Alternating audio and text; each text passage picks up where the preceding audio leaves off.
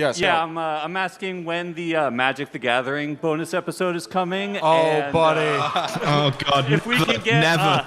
if we can get Lucky Paper Radio as guests, because they love you guys, and also why do all anarchists love Magic the Gathering, myself included? Big up to the anarchists. I don't know. I started playing at the JCC when I was like 6 years old, and that did inform who I became as a human being. But Roz is a communist, and he hates. Get off your phone. Ross is a communist and he hates Magic the Gathering. So what time it was because I forgot I'm a there was a communist and I hate Magic the Gathering. And I think maybe the reason why anarchists love Magic the Gathering is that if you're trying to dispense with like rules in your kind of political life, you end up like craving like a structure that's, you know, as nonsensical and cruel as like states can be.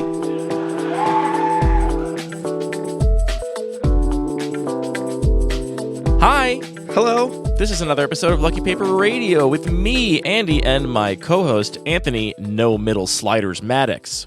No middle slide. What are we talking about here? What are we doing? I'm referencing the characters creation screens in video games where you get to, like, you know, customize the proportions and attributes of your character, and no middle sliders is a rule that... So you're saying I'm like a crazy Monster Factory guy with like a huge chin and crazy colors and... No middle sliders is a rule. They have a Monster Factory where all the sliders should be extreme. I don't mean in your physical attributes. You don't look like a monster from my character creation screen. You just turned up the mold-brained and turned down the... Exercise. Wow, rude. That's not rude. You don't like exercise. That's fine. I don't like exercise either. Exercise is not fun. Yeah. I mean, I don't see why it's rude. I shuffle Magic cards, and sometimes my watch tells me, great job, keep it going. You're almost there. Yeah, I just think you kind of live a no middle sliders life. You're committed to the things you're committed to, and you're not into things you're not into. Okay, that's fair. And this is relevant, Anthony, because we're talking about the middle sliders of decks on this week's episode of Lucky Paper Radio. This is the long-awaited ABCs of Midrange episode. That's right. It's only taken us 4 years to wrap up this trifecta. Let me see when we started it. Well, it's a quadfecta. Quadfecta? Yeah, so we started this on August 3rd, 2020, so almost 5 years ago, with the ABCs of Aggro, episode 6. Episode 165, many years later, was the ABCs of Control. We did, actually somewhat recently, April 7th of this year, the ABCs of Combo. And now we've arrived at what I think will maybe be the most difficult of these macro archetypal deck discussions, Midrange. What's Midrange, Anthony? I have no idea. It's like it's not the other things. It's just regular. It's just what's in the middle if you just go to the middle sliders. See, I think that people often war for anything that doesn't fit one of these other categories as a mid-range deck. And I think that sells the archetype a little bit short, the sort of macro archetype a little bit short.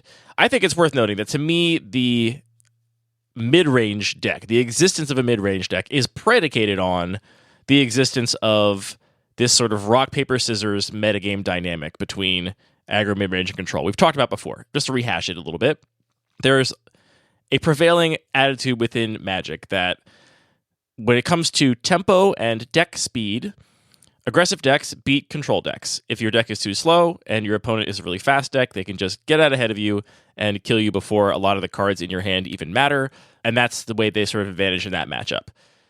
This same mentality also suggests that mid-range decks are favored against aggro decks because the mid-range deck is not so slow as the control deck, so it's going to be able to stabilize in the early game against the aggro deck, and then once it reaches the mid-game, it's going to have much better cards, more expensive cards that do more for an individual card unit, and therefore prevail and be favored in that matchup. And the final piece of that rock, paper, scissors relationship is that control beats mid-range. The idea being that if your threats are more expensive such that they can beat the aggro deck's threats in the mid and late game, your control opponent is going to have plenty of time to set up before you can actually get them dead and find their answers, find their board wives, find their counterspells, whatever, and render your deck unsuccessful. So the idea, generally speaking, is like, in a lot of metagames, if your deck is a little bit slower than your opponent's, you will be favored because you can use your life total as a resource and just do bigger stuff and end up beating them. But there's a slipping point where eventually, if you're too slow, you'll get run over by the faster deck. So that's the kind of rock, paper, scissors cycle you're talking about, right? Yeah, and this kind of meta thing exists in tons of games. Like, it's pretty common for there to be like one axis, and that axis is often related to like the equivalent of tempo in other games, but one axis of like sort of speed, and this plays out in a lot of other games too, where if you're a little bit slower, you just have better cards and you're going to be the better deck. But again, you reach this, like you said, tipping point, this inflection point where you're now too slow, and even though your cards are better, like your control deck's full of much better cards than your opponent's aggro deck, now the resource that matters is no longer tempo, it's no longer mana and turns, it's life total. And the fact that you only have that 20 life means that your aggro opponent can actually just kill you before you do anything. Tempo does become the important thing at that slipping point rather than just individual card power. Well, let's not get into defining tempo, but I mean like tempo in the sense of like how quickly you can use your cards and like what the clock looks like. The sort of tempo of the game, of how quickly you're deploying threats from your hand and what cards are castable, doesn't matter when your life total is 0. Like it does not matter, what the tempo of the game is if you're dead, basically. So that's true. A lot of things don't matter if you're dead. Right. I just mean that like when your life total becomes a relevant number and not just a thing that you can ignore until you're dead on board, that's when that sort of inflection point comes up. I think the mid-range deck can only be described if we accept this premise. Do you agree? Yeah, I agree with that. I mean, I think it's very easy for people to just it's easy to want to just have this like idea of a deck archetype that exists in a vacuum, but I don't think that really makes sense, because it is just about how are you playing to fit within that certain part of that rock, paper, scissors cycle. And this is where I think Magic's complexity becomes a barrier to describing this in a comprehensive way.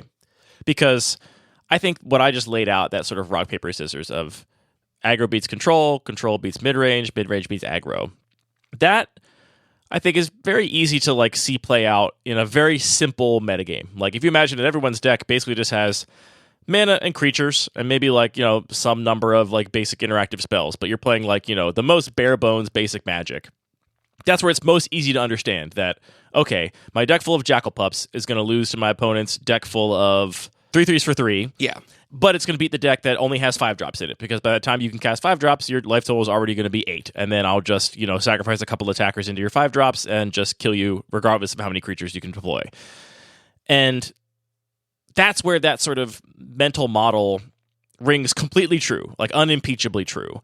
I've said on the show before, though, that I don't think that sort of basic model in terms of like the direction of those decks' favored matchups really holds up when you look at the vast complexity of the card pool in an average cube, or obviously the card pool in all of Magic. I think there are a ton of cards that, especially in modern times, are designed that basically kind of negate this natural flow, this natural sort of texture of games being dictated by this rock, paper, scissors model. Yeah, I mean, obviously it is a simplification, and I think that you're right. If we just talk about that like really simple case with creatures of different sizes, it probably does apply. Like you're going to win 95% of the games in that very prescriptive way, unless you're like horribly flooded or mana screwed. Which always happens, yeah. But obviously we're not saying if you're drafting a control deck, you're going to lose to the aggro deck every single time. It's just maybe they're a little bit favored, and the utility of this model is more to think about how are you going to play differently in those matchups where you're a little bit less favored, or there's going to be a specific challenge or a specific aspect of the game that becomes really what a particular matchup is about. See, that's the thing for me, is I'm not even suggesting that I don't, as I sit here today, currently think that like you actually are favored necessarily in any of these matchups. What I think is that model tells you how you will win or lose, if you will win or lose, basically. Like, it's not that necessarily the aggro decks are favored over control decks marginally or massively. It's that if the aggro deck is going to win, it's going to do it by getting under its control opponent. And so you can look at that and say, okay, well, that's why really cheap board wipes are high value, or, a card like Wall of Omens or Wall of Blossoms is really high value for those control decks, something that will basically prevent that way of you losing to that deck. Right. These are cards that give you tools to not have that sort of baseline cycle happen. Right. But, if you take a cube and you put 7 copies of Wall of Omens in it, like that control deck is going to be massively favored against that aggro deck, right? It's not that this is a truth that is objective of these decks in a vacuum. It is like always has to do with the actual cards in the cube. And I think it's better to use that to understand as a framework for how these decks will win, if they are to win, rather than some sort of prescriptive, this informs what deck is favored or disfavored in a given matchup. Yeah, that makes a lot of sense. It's not like your aggro deck is suddenly going to have a great 7-drop that's going to be the card that's going to take over the game against your control opponent. Like, you need to be focused on that particular strategy if you're going to win a game. And the Wall of Omic example, which I just came up off the cuff, feels pretty relevant to me because that does not help you at all in the mid-range matchup, really. Like, It's like, cool, yeah, I can block one of your 3/3s, but you're just going to have enough that you're going to be able to attack around me eventually. or you just make a 4-power creature relatively early, and then it's like, okay, now this just buys me a little bit of time. It buffers my life a little bit. So that's a great example of like how you could have a card pool in a control deck that would be really favored against aggro decks and not necessarily favored against mid-range decks. Another great example of this that comes up in a lot of more powerful cubes is as planeswalkers have become more popular in the game, and arguably they're actually on a sort of downturn right now in their popularity since a couple years ago when they said they were only going to do one planeswalker per set. But they're on a downturn of magnitude that they're being printed in standard sets, at least. yeah, certainly since like War of the Spark, which is probably the peak popularity of planeswalkers. But for a long time, they were ascendant in the game, and among powerful cube designers, I think a lot of people started playing a bunch of planeswalkers, especially in what they perceive to be mid-range decks. And that's a great example of a card type that will prey on control the same way that a bunch of Wall of Omens preys on aggro decks, right? Your planeswalkers present so much value in the face of removal. They dodge board wipes. They often can't be answered by targeted removal or the average targeted removal spell. They require your opponent to have a board presence really to sort of interact with them meaningfully. And I think the sort of theoretical cube I just mentioned where you put 7 copies of Wall of Omens in and now aggro is totally boxed out of that matchup, I think something kind of similar plays out in some cubes where you put 5, 6, 7 green planeswalkers in and now the control decks are like, can never tap out of a counterspell and are actually massively disfavored in that mid-range matchup, which otherwise people might think intrinsically like, well, I put all these in here because mid-range struggles against control. But it's like, it doesn't now, not in your cube anymore, you know? Yeah, it's true. I mean, different types of cards will definitely inform like what parts of that cycle are sort of ascendant in any given cube environment. Do you think that every cube, like we've talked about how every cube has a fastest deck, and that fastest deck is kind of going to set the whole tone for like if you're drafting a slow deck, you still need to be aware of what that fastest deck you're trying to beat is. Do you think every cube has, or every sort of metagame has a mid-range deck as well? Does that same sort of concept carry over? I was going to bring this up too because I think we should revisit our definitions of aggro and control in this context. And like we said in the aggro episode, in episode 6, which honestly, I wouldn't recommend listening to. It's been 5 years. The podcast has come a long way. But we said in that episode, and have said many times since, that aggro is a relative thing. So when we say an aggro deck, we are not talking about like 1 mana 2/1, Savannah Lions aggro or, burn or whatever. We're not talking about a specific deck. We're talking about whatever the fastest deck is in your cube, right? And I think the same can be said for the control deck, right? Like some people might think control is always like counter spells and removal spells and board wipes. That doesn't have to be true. Control can just be the deck that has the biggest threats and the sort of most card advantage, right? Like the most like late game inevitability. Yeah, that could be the control deck in your cube environment. And the question of is there always a mid-range deck, I think is an interesting one because my initial reaction is actually I would say no. So you think it's possible that even though there is a fastest deck and a slowest deck, the range of those could be pretty narrow in a lot of cases? Yeah, the reason I said no, trailing upwards in intonation, is that I think the cubes that, but maybe by definition, don't have a mid-range deck, a lot of other people would say, oh, all the decks in this cube are mid-range decks, right? Like, I think once there is not enough range on that spectrum of like how fast the fastest decks are and how slow the slowest decks are, you lose this middle point.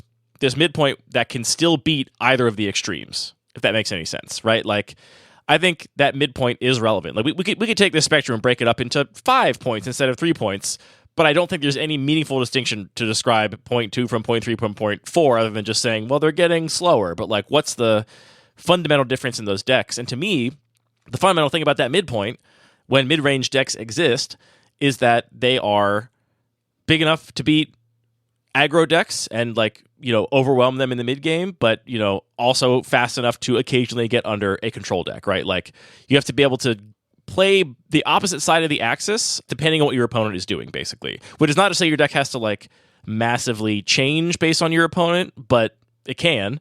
More importantly, it just means that like, when you sit down against one opponent, that whole spectrum doesn't matter anymore. All that matters is the spectrum between you and your opponent. And now when you have a deck that is designed to play both sides of that spectrum successfully, that to me is a mid-range deck. And when I think the range is narrower, you don't have enough space in there for that to make sense. You can't have a deck that can like play both sides because the sides are not distinct enough.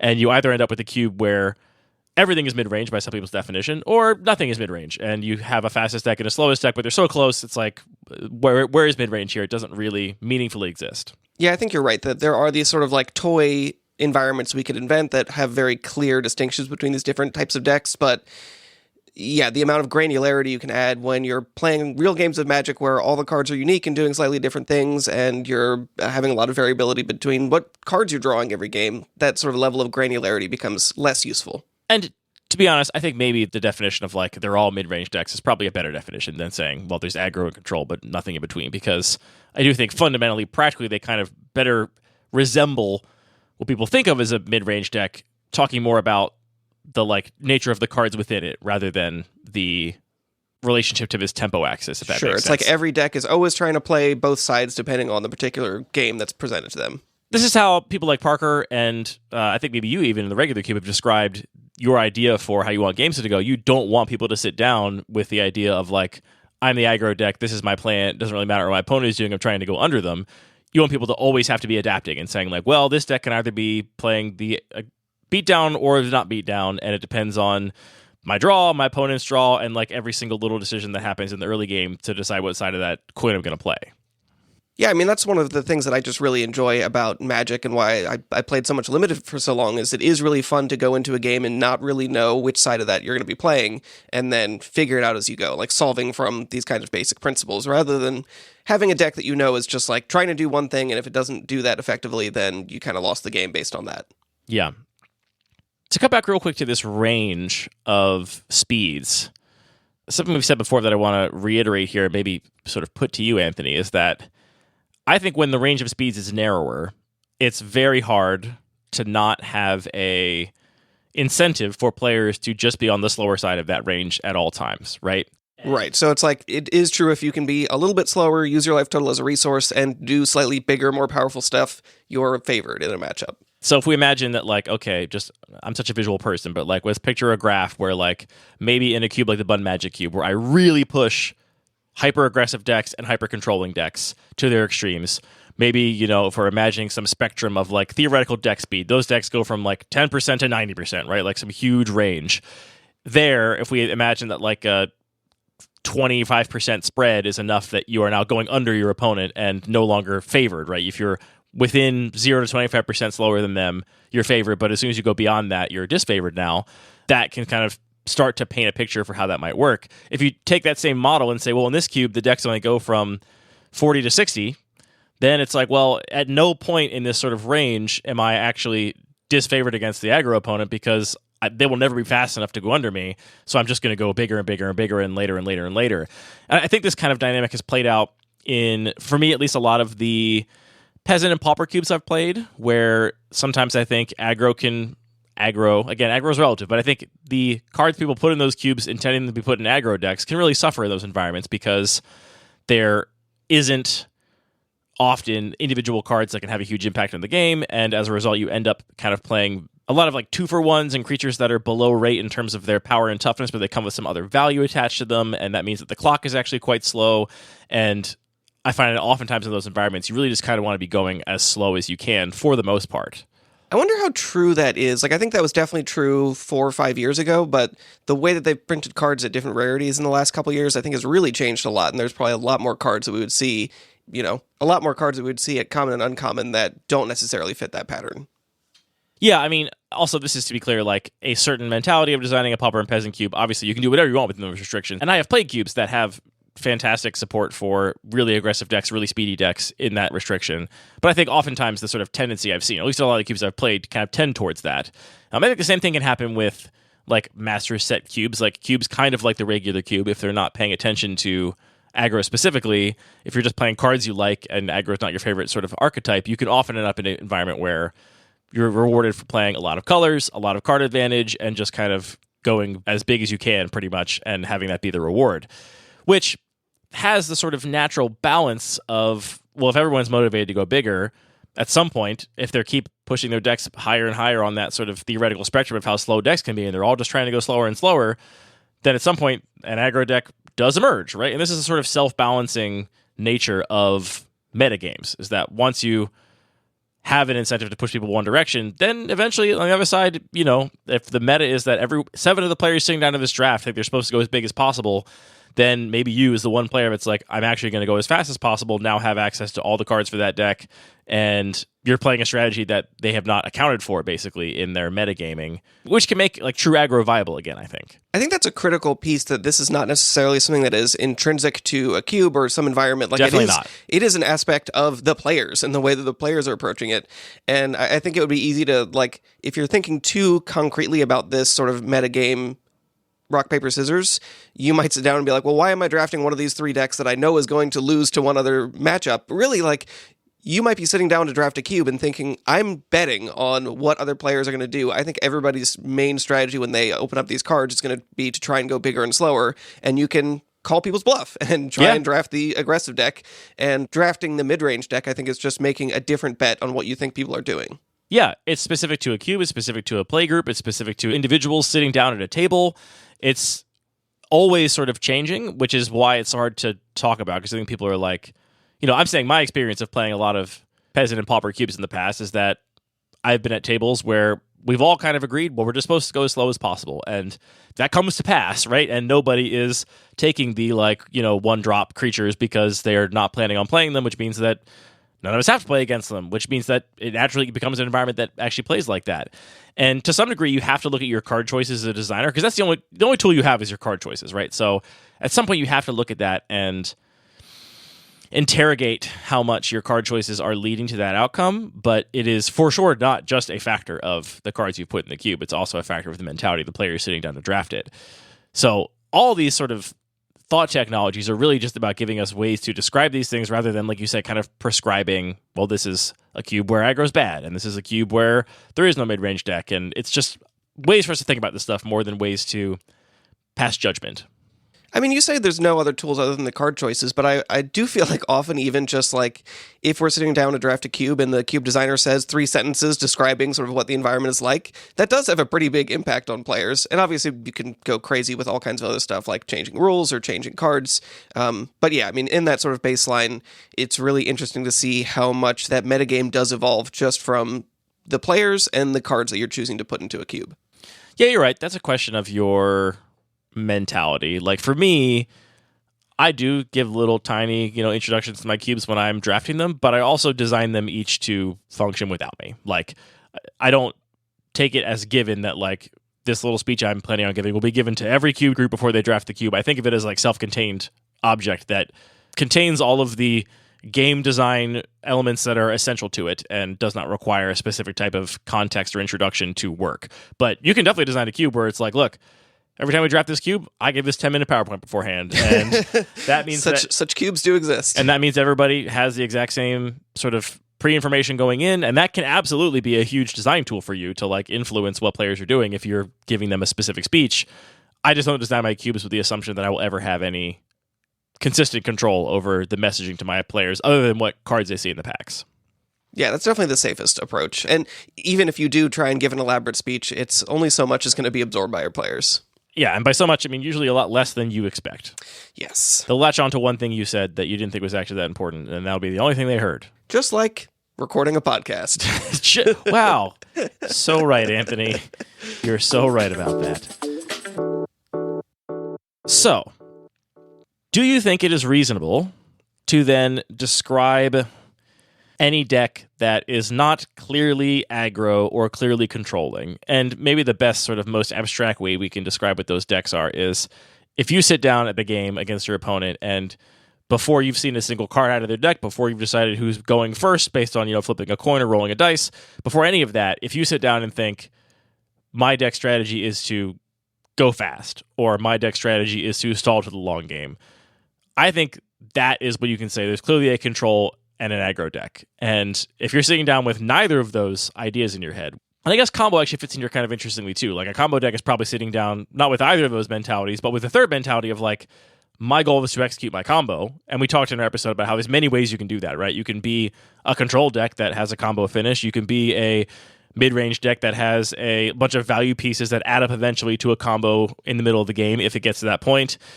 Or you can be like a fast combo deck that kind of plays aggro. But if you're a combo deck, you're really like thinking about how you're going to execute that particular sequence of cards, that particular combination. Do you think it's safe to describe any deck that doesn't fit those three big buckets of like pre-game mentalities as a mid-range deck? I mean, I'm going to do my usual nonsense here and say that, like, trying to put everything into perfect categories and buckets that are mutually exclusive and comprehensive is not reasonable or useful.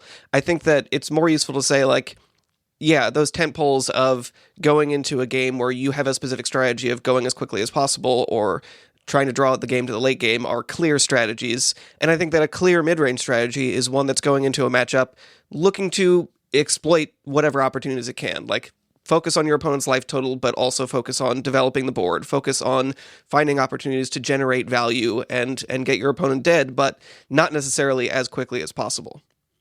Yeah, to me, it's like, I obviously agree, you know, if we're being very strict. I agree that, like, this is never going to be comprehensive.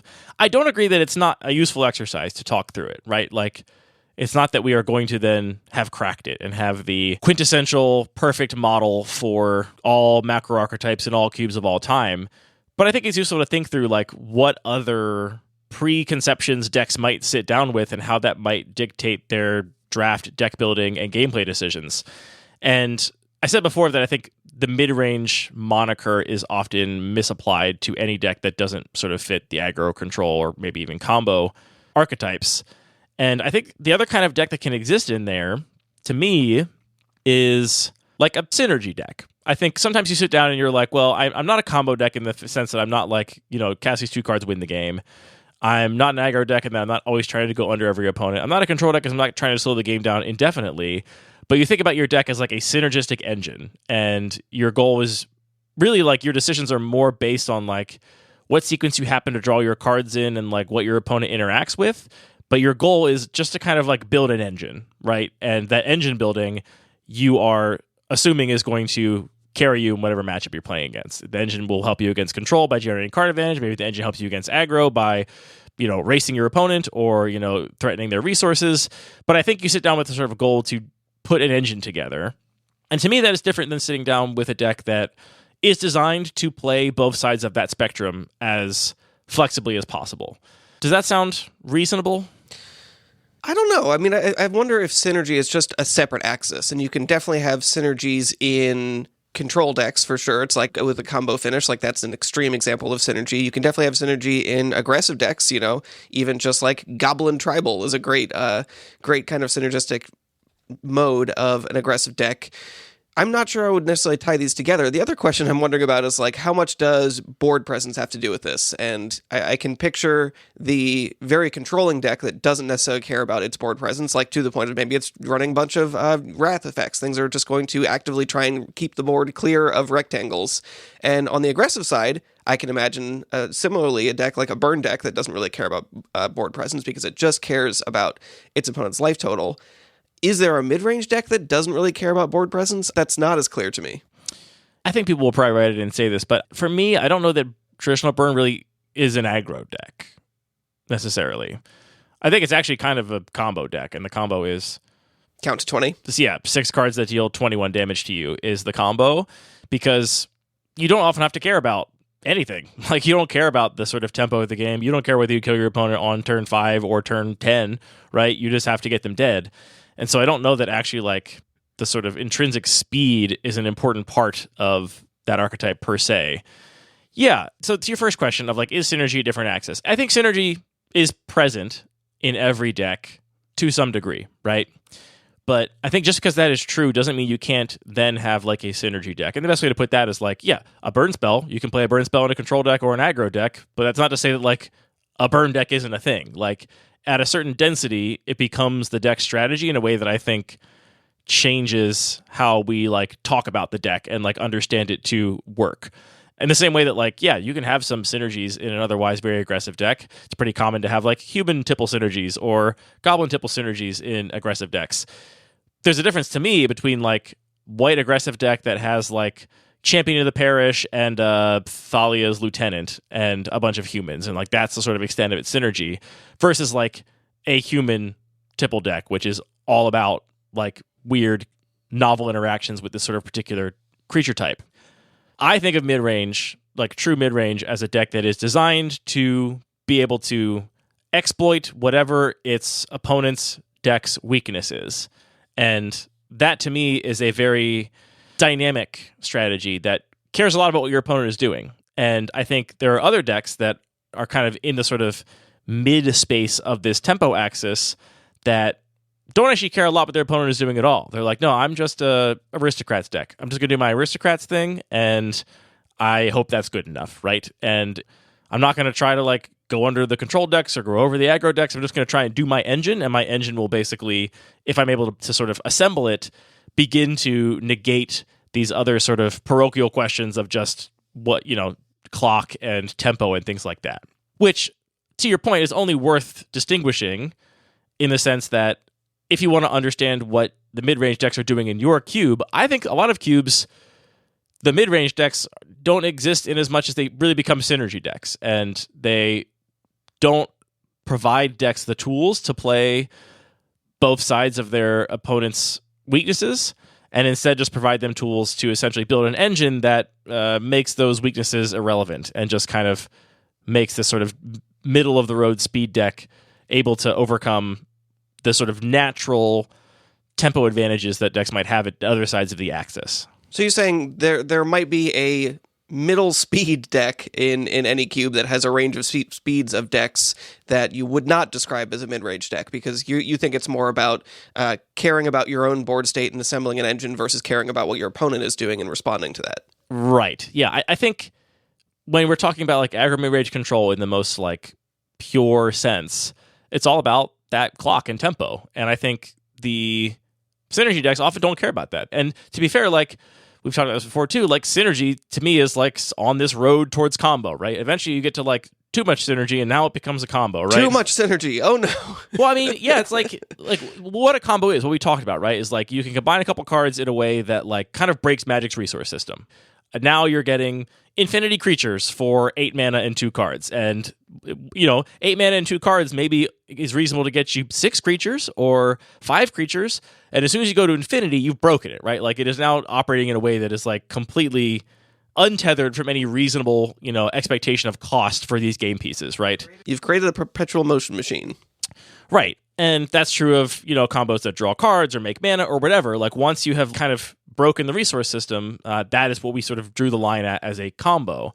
And these synergies, these like highly synergistic decks, rarely have a 2-card combo that can like go infinite or whatever, but through a combination of a bunch of pieces, do eventually abstract the resource system in a more nuanced way than a combo deck does, where it's like, all right, now I sacrifice a creature to my Phyrexian Altar, and that creature also draws me a card from this card that draws cards when I sacrifice a creature, and it also makes a mana from the Phyrexian Altar, and it also triggers my Mayhem Devil, and now I'm like doing all of these things for like one sacrifice, and maybe I'm not going infinite, but I'm still getting like way more for this resource than I would have gotten, in isolation, or like in a Magic's most abstract sort of quantifying of what resources are worth.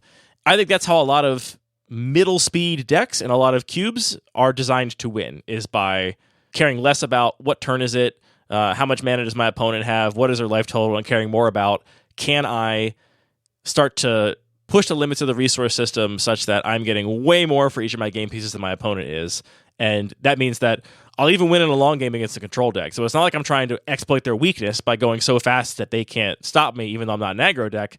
I'm just trying to go so big that it doesn't matter that they are designed to go to the late game, because if I'm left, uninteracted with for long enough, my deck will also just go really big on its own terms. I feel like that was a blabbering answer, but yes, I'm suggesting that... Or in short, yes. But yes, I'm suggesting that, to me, there is a meaningful difference between a deck that is designed to play the middle of the sort of tempo axis, of the deck speed axis, and decks that just happen to not be aggro or control, or like leaning towards one side of that axis strongly, but don't really abuse the fact that they are in the middle of that speed axis to their advantage. I think it's also interesting that we're talking about like speed of deck and like, oh, a control deck has a big 7-drop they're trying to cast, it's going to win the game. But I think that's also not a thing that is totally universally true either. I'm just thinking about a deck that I lost to this last week at our Cube Night that was definitely a slow controlling deck that wanted to assemble an engine. It was going to win the long game, but it was a Luris deck, and so all of its permanents were very cheap things. And so it's not necessarily just about... Hey, Luris control is a thing. I mean, it was, but I think just I want to separate the idea that it is often tied to the mana cost of spells, but not strictly. I think the mana cost is like lightly correlated with the speed of the deck. And the example I always go to here is like the Bun Magic Cube. The control decks often are much lower curving than a typical deck in the regular cube, just because everything's lower curving there. And it's Right. like, if your opponents are going to be playing really impactful things on turn 1 every single game, you must have 1 mana removal. Like, you need to have it. And so the cube is also full of 1 mana removal and 1 mana counter spells and free counter spells. And the control decks can still plan to get to the late game, and then their late game 1 mana spells are Treasure Cruise, which now costs 1 mana and draws me 3 cards, right? Like, they can still have very efficient resources, but be aiming to go for the late game. It's not necessarily that the mana cost of spells is just higher, which is, again, part of how this, like, the complexity of Magic, when you like apply this, rock, paper, scissors, aggro beats control sort of mentality, doesn't really hold up when you start to look at it in reality, because you're not winning by making all of its cards irrelevant and going under it. That's not really how you're doing it most of the time. You have to win by navigating a much more complex set of expectations and resources. Yeah, and I think that's just my biggest takeaway from this conversation is that, yeah, these are not objective truths to try and describe how every game will end or how every matchup will end. They are just a framework, a tool for thinking about what your deck strategy is and what your strengths and weaknesses and plan to actually win a game is. So I want to do this. I want to talk about how the colors in Magic, at least somewhat objectively or in an abstract sense, relate to these archetypes, because I think it's very common, for example, that we see like white and red being aggressive decks in a lot of cubes, and it's very common that we see blue as the backbone of more controlling decks in a lot of cubes. I don't think that's a coincidence. I think that's, to some degree, just the nature of those colors in Magic. Are you going to pedantically disagree with me on this? Nope, totally agree. That leaves us with green. And just to say, you could absolutely design a cube where green was the aggro color and red and white were the controlling colors like that. It's not impossible. And to be fair, like in the regular cube, green is definitely playing a role of a pretty aggressive color. Yeah, it is for sure. So it's not to say that like that's how it always has to be, but I think you look at like what the colors are naturally good at, you often end up following sort of patterns that are related to the color as identity in the game more broadly. And we see very often that red and white are kind of the base aggro colors, and blue is maybe the base control color. And then I think black and green are some of the more flexible colors in some sense. Well, certainly black. Black to me is one of the most flexible colors in Magic because it gets the best removal, usually. And again, you could obviously design a cube where you put a bunch of bad removal spells in black and all the best ones in white. You could do it, but on average, black gets really powerful removal, which naturally can play both sides of the battlefield, right? Like, removal is really good if you're a control deck and you're trying to keep yourself alive until you can get to the late game. Removal is really good if you're an aggro deck and you're trying to clear blockers and kill your opponent. So removal is inherently very, very flexible. And then black's other strengths tend to be kind of anything at a cost, right? Like, black is able to draw a lot of cards at a cost. Black is able to play really aggressive creatures at a cost. Black is able to play kind of big, imposing threats, too, also at a cost. Like, black's kind of natural identity is kind of being able to do a lot of things, but with downside, which means that it's not really hemmed in, I think, as much by expectations of macro archetypes as some other colors might be. Which I think, to be clear, this is a feature, not a bug. Like, it is intentional that Magic is designed such that when your opponent plays their first land, you already have some expectation of what they're going to do, you know? People, I think, often we are love like, the color pie here. People are often like, well, why don't other colors have counterspells? It's like, well, it's kind of nice to be able to set the expectations that if your opponent has islands, that's a thing that can happen, because you don't just want to be surprised by that in every single matchup. It's funny. I've thought more about that recently, and I think given how many cards now generate such insane value as soon as they hit the battlefield and are kind of really strong against typical removal, I think that has caused to more of those calls for like, why aren't there more counterspells in other colors? Because just play blue. You're allowed to play blue. Well, yeah.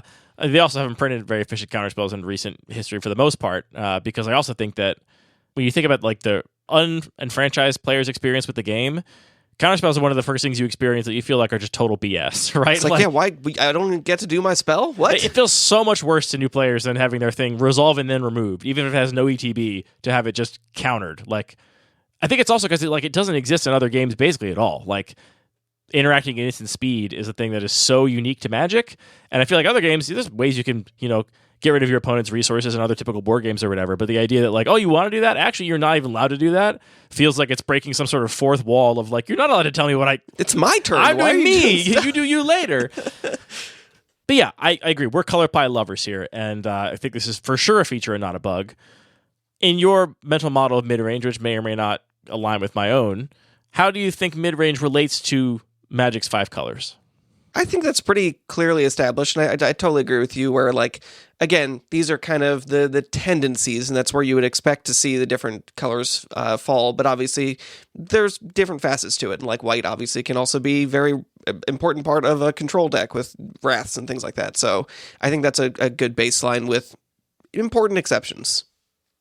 What is a good baseline, though? What is your sort of reckoning of how mid-range fits in? Because, I mean, like, I described how aggro and control fit in. I didn't describe how I think mid-range fits in with these colors. I mean, I would say green is kind of the backbone, but, like, the nature of it is it's a little bit more flexible. Like, the ends of the spectrum are a little bit more well-defined than the center, obviously. I do think green ends up being the backbone of mid-range decks. And I think the first reason why is, frankly, just because green lacks other strengths. We talked about like blue getting really the only stack interaction, getting, for the most part, the best card advantage and card draw. We talked about white and red getting the best aggressive threats and some really efficient interaction, and black having this sort of really flexible range of what it can do, such that it's a really good support color. It's really good at supporting other things, but oftentimes doesn't want to be sort of the primary color or the color that's at least dictating what the sort of macro strategy of the deck is going to be.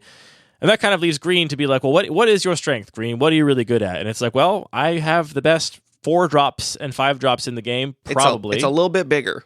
Yeah, which means that it naturally just can be the deck that is bigger than your opponent's aggro decks without really any work on the cube designer's part or even the player's part. Like, you're just going to naturally probably have bigger threats once you get to 3, 4, and 5 mana than your opponent is going to have. And if you get to just keep resolving a bunch of those and your opponent's doing the same thing, you'll probably win out in a longer game. I also think there's something about green's relative paucity of interaction compared to other colors that means that it's kind of inherently a proactive color, right? Like, blue, I think, is the most naturally reactive color. White, red, and black can all be very reactive given the right card pool. They all have a broad suite of interaction and removal for creatures and other sort of non-land permanents that you can put in those colors if you want them to be reactive. Green naturalizes. It can deal with artifacts and enchantments. That's part of its color identity. It also can deal directly with flyers in ways that other colors often can't. But beyond that, you're dealing with fight spells or combat tricks as your sort of main means of interaction, which I think just means that if you, again, you're to rank all the colors in terms of how interactive they are, I think green is at the bottom, which just means that not only does it maybe lack other louder strengths, but it also lacks interaction in a way that kind of forces it to be proactive and play to the board. You're going to have a board presence in a green deck in almost every cube. That's just how things are going to work for the most part. And that kind of pushes you towards this mid-rangey shaped deck. Yeah, and I think it's important that you sort of are describing it in a way that kind of implies that the lack of interaction is what makes it mid-range, which seems to contradict a little bit what we said before about mid-range is all about trying to exploit your opponent's weaknesses. But big creatures have a really important space for interaction, which is the combat step. And there's a lot that can happen there that is really, you have to be playing reactively and in response to what your opponent is doing in combat. Well, yeah, I mean, I was thinking I think a typical Mana Dork is a really good example of a card that can play a lot of different angles depending what your opponent is doing. It's not an interactive spell in the capital I, capital S sense, but I think oftentimes against my control opponent, what a Mana Dork does is if I play it on turn 1, it will allow me to maybe resolve a more expensive spell before my opponent has a counterspell up and, get a 3-drop or a 4-drop into play a turn or two early, which can dramatically change the speed of the game and allow me to then exploit my opponent's weakness of being able to effectively go under them, even though my best cards start at 3 mana instead of starting at 1 and 2 mana. Meanwhile, versus an aggro deck, I think sometimes the best thing your Mandor can do is just trade with a Jackal Pup. And the fact that you're source of acceleration in one matchup is also a source of buying time in another matchup is one of the things that makes that deck, I think, flexible and work. And obviously, there's sometimes where you might be having the opportunity to trade with the Jackal Pup, but you instead say, I'm not going to do that. I'm going to untap and play this 3-drop, which is actually really good at stabilizing me in this matchup, and use that advantage here. But it's that sort of inflection point, that decision you get to make with that mana dork, which I think does make it more flexible than Jackal Pup, for example. Like, Jackal Pup is you attack with it. If you're not attacking with Jackal Pup, you're doing it wrong. It's not that you're doing it wrong necessarily if you are trading in combat with your mana dork or even attacking with it in the right sort of context. Maybe your mid-range deck got a mana dork out before counter spells, but now you can't stick another creature, but you do have a bone splitter. All right, great. Guess what? I'm just going to kill you with this now, right? This mana dork is now going to be the aggressive threat. I think that sort of intrinsic flexibility of just a creature that has the ability to ramp, it's an exemplar of how mid-range decks can play both sides of the spectrum and exploit their opponent's weaknesses. Yeah, that makes a lot of sense. Another example of this too is like we mentioned that like Wall of Omens is really good against your aggro opponent if you're a control player. And I think as a green deck, you might feel bad trading with your mana dork in combat. And it's so important to put yourself in your opponent's shoes and be like, all you want them to not have is creatures in the early parts of the game so you can just get through for damage. And just imagine your opponent and your control opponent could sideboard into like a 1-mana 1-drop. That's a 1-mana kill spell effectively for your Jackal Pup or whatever. And that could be exactly what you need in those matchups. The control decks just can't run those because they're bad in every other situation, right? And so the mid-range deck gets to play a card that is not bad in every other situation because it also can do other things depending on the matchup, whereas the control deck is so prescriptive for what it wants that even though against the aggro deck, it might be happy to play 1-mana 1/1s just as a way to buy time, those have no room in their 40 cards or even their sideboard because they're so useless against mid-range opponents. So, and obviously the control mirror. So that's, I think, where the strength of many mid-range decks lies, is being able to have simple cards that can do both things. We've mentioned sideboarding a couple times, which I think is a thing that follows very naturally from thinking about the metagame. Do you draft to try to have a sideboard differently if you're drafting a more mid-rangey deck? Or where do you think the sideboard is most important? I think maybe some of the things I've said might lead you to believe that I think sideboarding is like more important as a mid-range deck, but I'm not actually sure that it is. I think it's important for a lot of decks in a lot of cube environments. I think it's actually something that does vary a lot from cube to cube. I think in some cubes, sideboarding is a lot more steeply rewarded than in other cubes where all the cards are really powerful and you're making these really kind of small edge decisions. We talked about this a little bit with Parker in his Atavis cube where he intentionally wants to really push people to sideboard. So he has like kind of sideboard silver bullets, or at least like half silver bullets in there that are like really strongly encourage you to bring regular them in bullets. on the sideboard. Yeah, normal lead bullets. So I think it actually varies a lot from cube to cube. I think the mid-range deck, if what it's trying to do is exploit its opponent's weaknesses, it can't rely on doing that only in game 2 and beyond. Right. So your main deck has to be able to have cards that can flexibly play both sides. You can't just be like, well, I will kind of do something in the beginning and then I'll sideboard into the deck that's actually good against my opponents. So you still get to like sideboard, obviously, and you should make your deck better against your opponents in whatever ways you can, but your opponents can be doing the same thing. And so it's like, I think really it's that your whole deck has to be built around being able to exploit your opponent's weaknesses more than sideboarding being a sort of uniquely critical part of a mid-range deck. Yeah, that makes sense. If the main deck is already built to be flexible, then hopefully you're not looking to the sideboard quite as much. Although, yeah, I mean, obviously any deck is going to be able to take advantage of it. So as a cube designer, do you think about mid-range consciously when you're making decisions about, well, let's start with the regular cube. I mean, the other cubes of yours are a little bit more specific, but I think the regular cube is a great example of like clean, normal magic. Do you think about mid-range consciously with your card choices? And if so, how?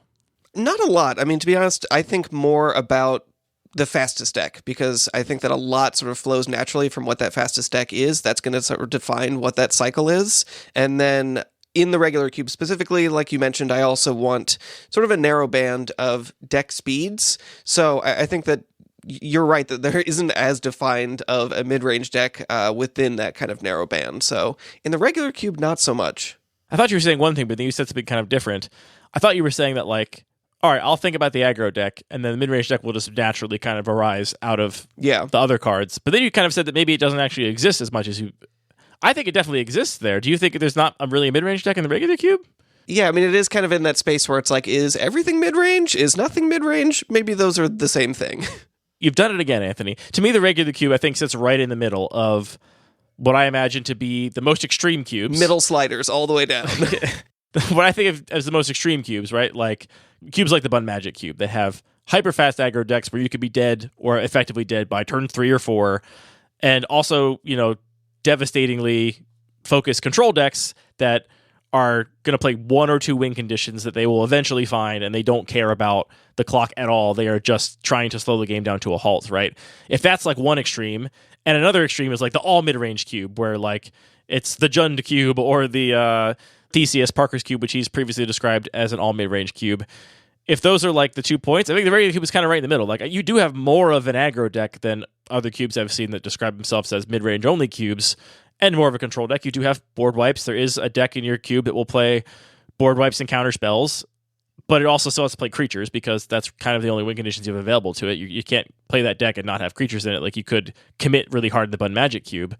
It sounds to me like you're describing just having mid-range being emergent from other things that you care more to focus on, which I think is a totally valid way to design mid-range because, in a sense, it is the thing that falls in between these two extremes. There's going to be stuff there naturally. You don't have to like put 3-drops in your cube. There's going to be 3-drops in your cube no matter what you do. And so I think it's pretty reasonable to just let that be emergent if that's how you want to design it. Yeah, I think that's exactly the way that I've approached it. It is emerging from setting the tempo of what the fastest deck is. And that is definitely something that I've thought about consciously because in the very early iterations of this cube, there wasn't somebody to set that tempo as much. So I really needed to set a more clear tone for what an aggressive deck could look like here. Yeah. For me, I do think about mid-range more consciously in the Bun Magic Cube and cubes like Sacred Geometry. Not so much my other weirder cubes, but we'll focus on the normal ones for now. And what I think about consciously in those decks is 2 or 3 things. One is, how can I add cards that will give them the ability to play both sides of this spectrum like we described, to take advantage of their opponent's weaknesses, whatever that weakness might be. And I think a lot of those are kind of unassuming cards like Mana Dorks. Mana Dorks can absolutely do this. It's also modal cards that just have different modes, and those different modes are good at different points in the game. I think the mid-range deck is better positioned to take advantage of paying slightly over rate for a card that can do multiple things because, given a certain context, one of those modes is recontextualized is actually quite a bit better, which makes it then worth that cost that you're paying for the sort of otherwise overcosted effect.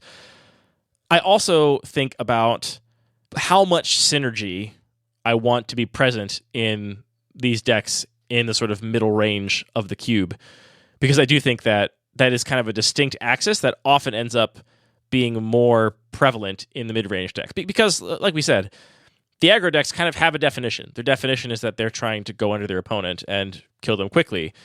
The control decks also have something definitional about them. They're trying to slow the game down as much as possible and go to the late game and win inevitably.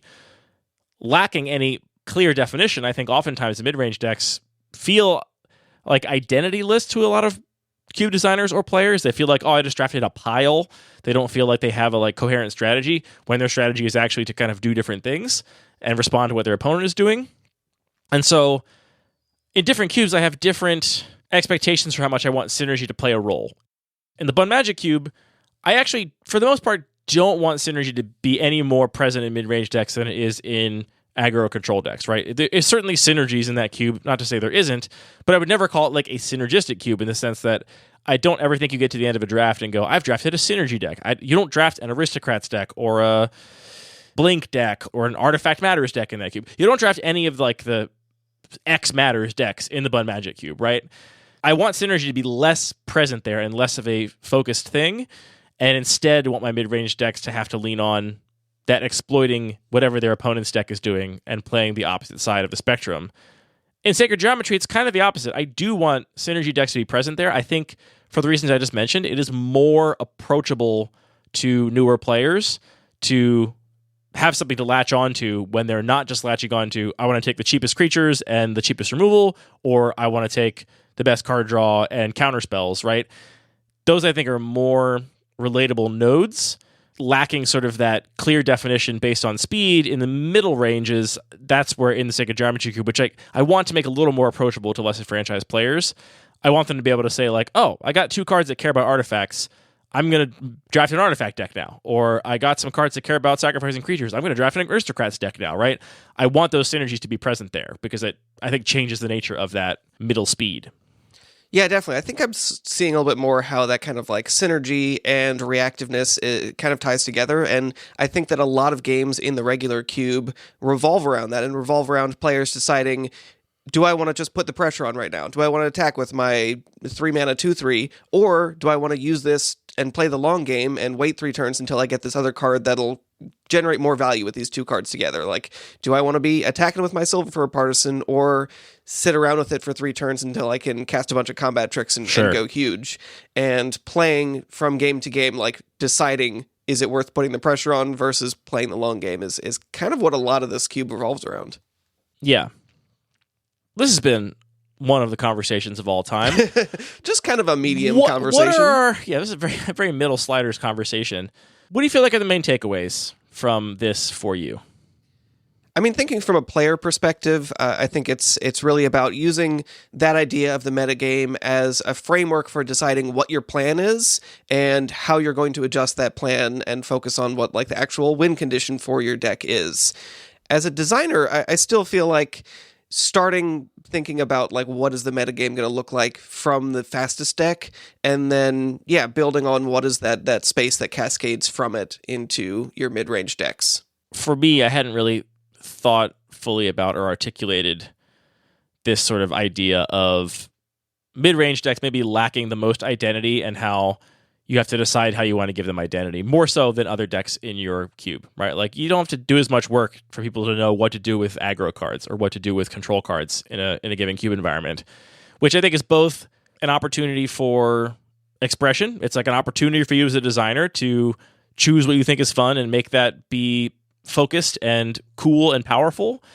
And it's also a potential challenge where you don't have as much directing your card choices, and you could end up with mid-range decks having an influence on the cube that is not what you intend, being really like soupy and good stuffy, or, you know, lacking an identity, or, you know, not being present enough such that it pushes decks just to go slower and slower and slower. Like, I think it's an interesting sort of opportunity for texturing a cube. I mean, we defended at great length 5 years ago the importance of aggro, the importance of the fastest deck in your cube and what it means for your cube environment.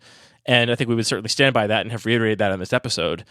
I agree with you that I think you often don't have to think as consciously about mid-range, but I think oftentimes that is where some of the most unique aspects of a cube will manifest, because those decks have a lot more flexibility to do kind of whatever you think is cool as a cube designer compared to aggro and control decks, which there's obviously still room for like tons of variation on those themes, but ultimately you're still all about getting your opponent dead as quickly as possible or drawing out the game for a long time so you can benefit from your expensive spells and card draw.